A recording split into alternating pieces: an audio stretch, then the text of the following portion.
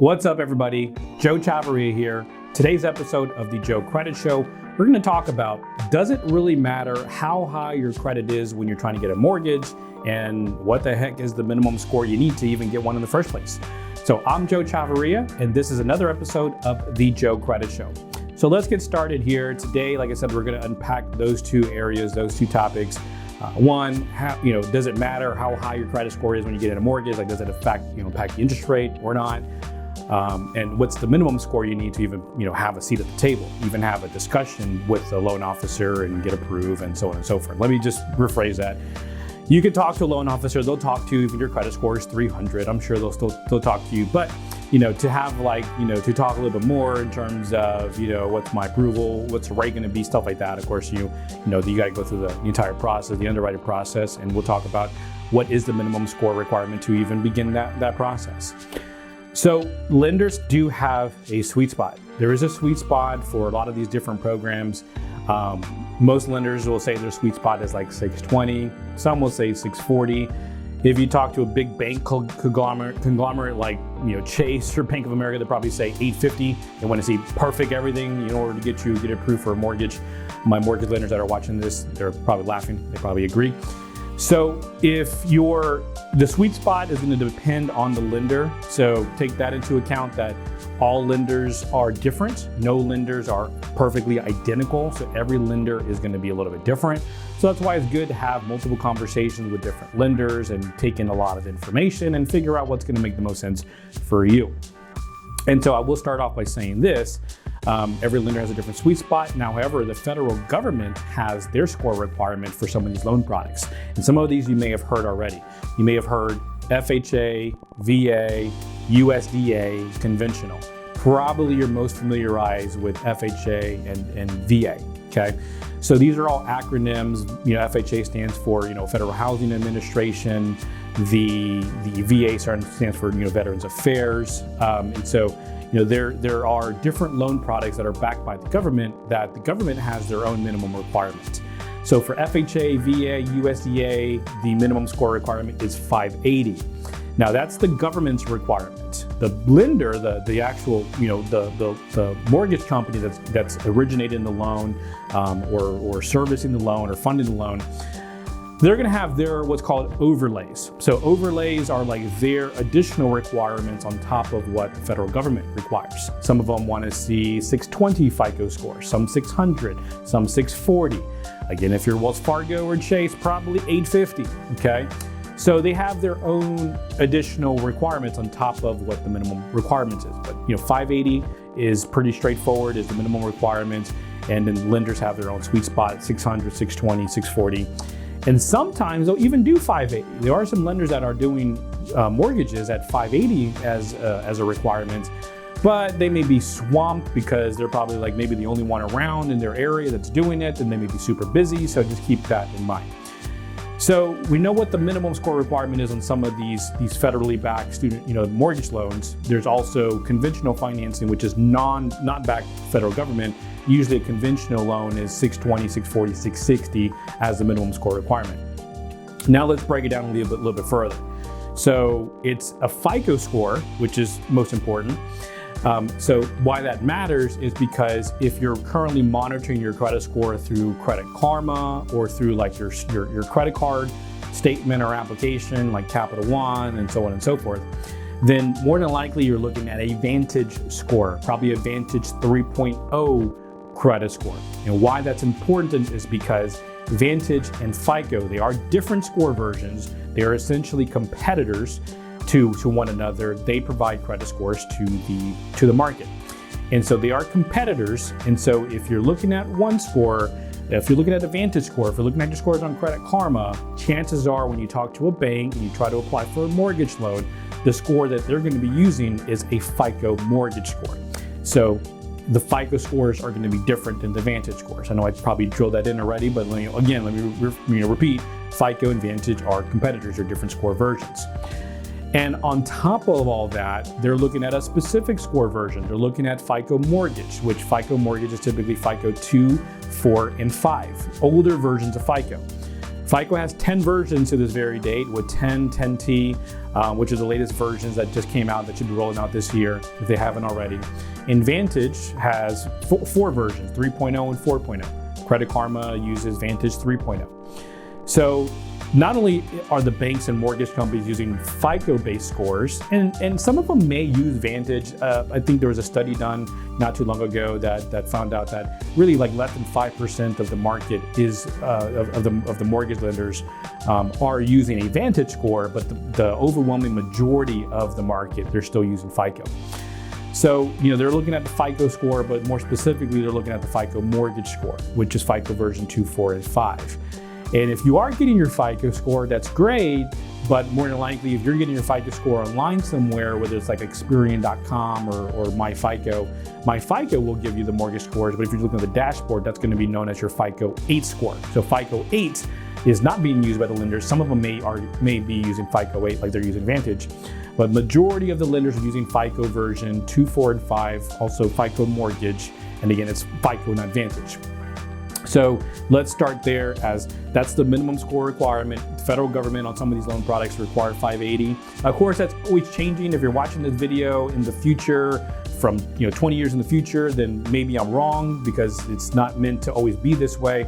It's always changing, always fluctuating. But as of today, this is 2021, and even what I'm saying was pretty much true in 2020, it's pretty much been the same, is that the minimum score requirement on some of these loan products that are backed by the government, USDA, VA, FHA, they require 580. Then the banks will have their additional requirements, also known as overlays, where they may do the 580. Some of them want to see 600 a score, some of them want 620, 640. And every lender has their own individual sweet spot of their own individual score requirement. And that's why you got to talk to multiple lenders, get a lot of information to figure out where are you going to, more than likely, who you're going to want to mostly work with, what company you want to work with, what loan officer you want to work with, so on and so forth. So that's the minimal score requirements on many of these different loan products. Another question would be, does it matter how high I get my score, before I apply? So does it really matter how high your score is at the time of the application? So let's unpack that. So there was a recent study that was done back in November 2020. It was on MyFICO. It was basically a national poll that took in the average interest rate, average score, and based on that, they created a model, created a chart full of data, and it found that the higher your credit score was, the lower your interest rate was, of course. So it does, in fact, matter how high you get your credit score to in order to qualify for the best possible rate, best terms, so on and so forth. So really right around 620 to 639 is like the first tier. 620 to 639, the average interest rate for someone who has a credit score right around there. This is back as of November 2020. Average interest rate was 3.9%. 640 to 659, average interest rate that the typical consumer saw was right around 3.4%. 660 to 679, average interest rate 2.9%. 680 to 699, average, I think I'm going to say 660 to 679, 2.9%. 680 to 699, 2.7%. 700 to 759, 2.5% on average, and 760 or higher, 2.3% was the average interest rate back in November 2020. So, little side note for everybody here, having a 780, 800, 850 score, no difference compared to someone with a 760. 760 and above, kind of cap out there on the interest rate, the average rate. 760 or above, no matter how high you got it after that, average interest rate was 2.3%. So, but in summary, it does matter how high you get your credit score when you're buying a mortgage, when you get in a mortgage. It does matter. Now, I will want to step back, and I don't want that to deter people who have 620 scores and they want to buy a house. I don't want that to deter you from buying a house and say, well, I really want to wait till my scores are above 700. I don't want that to deter you. It's still better to get a mortgage at 620 because the rates are still low compared to where they were 5-10 years ago, historically low. And buying a house in many cases, of course, is better than renting. In fact, in probably the majority of the cases, it's better than renting because you're no longer throwing your money away. You're no longer dealing with inflated or escalating rent payments. Again, it's not your house. You're not building equity. Several different reasons why it's always better to own a house as opposed to renting. And so, I don't want this information to deter you because even if you have a 620 and you're thinking about buying in the next few months, that's okay. It's okay because you can always refinance. And you can always refinance, especially if the rates drop even more, or even as your credit score increases down the line.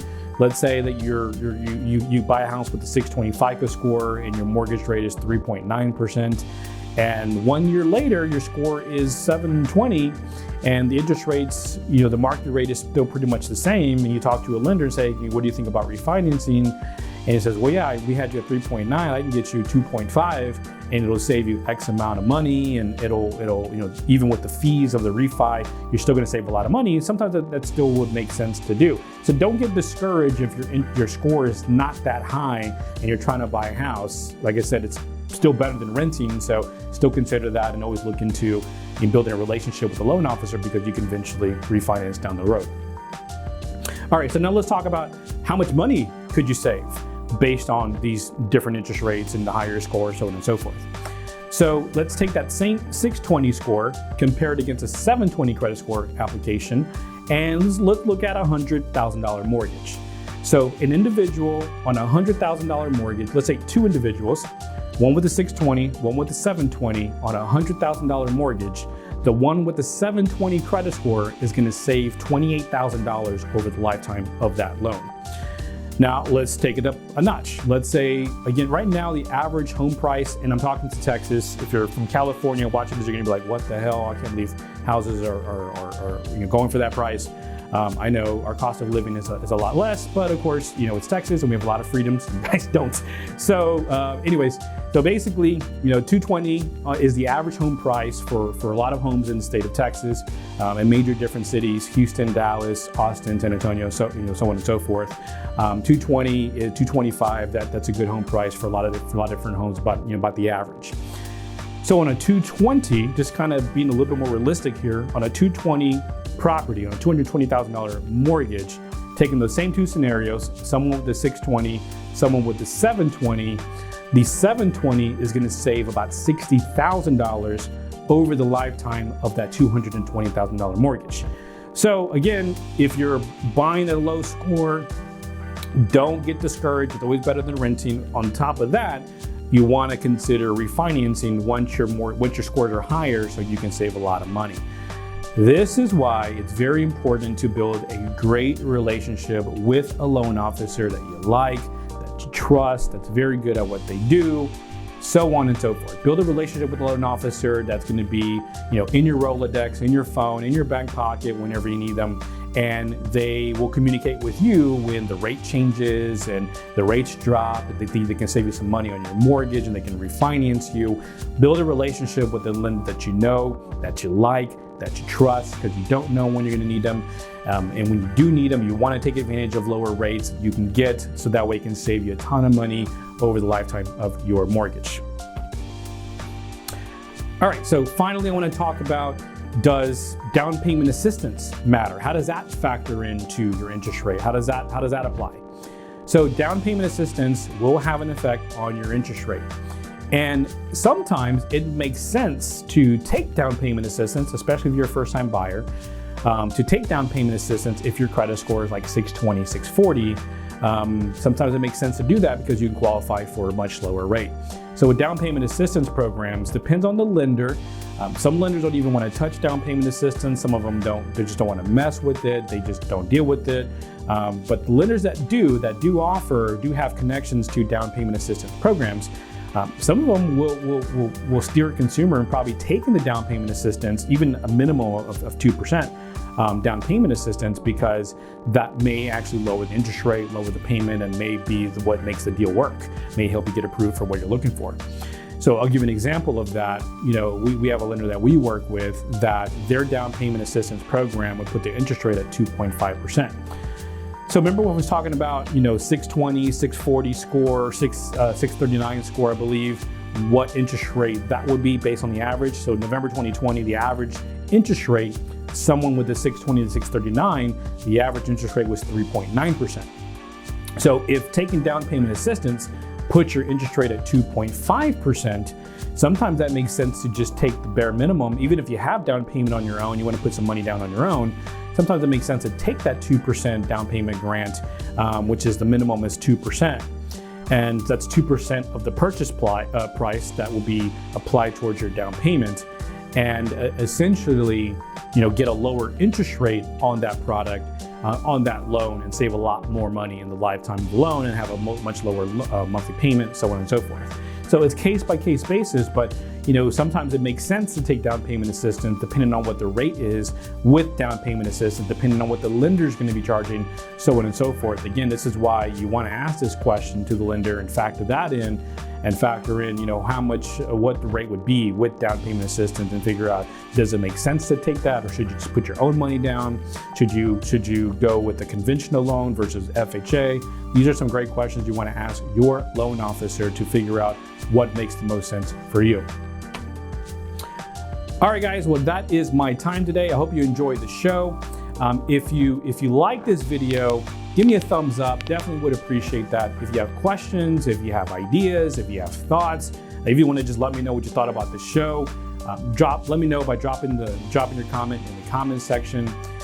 If you want to learn more about resources and ideas and just get some helpful material to help you improve your credit, go to my website, which is joechavarria.com/links to get access to some helpful resources. That link will be in my bio or in the description if you're watching me on YouTube. Be sure to follow me. Be sure to subscribe so you can stay up to date on the credit content. And be a friend. Share this video with someone you believe they'll benefit from this, especially someone who's like me, a first-time buyer, getting ready to buy a house. Feel free to share this video with them. Definitely would appreciate that.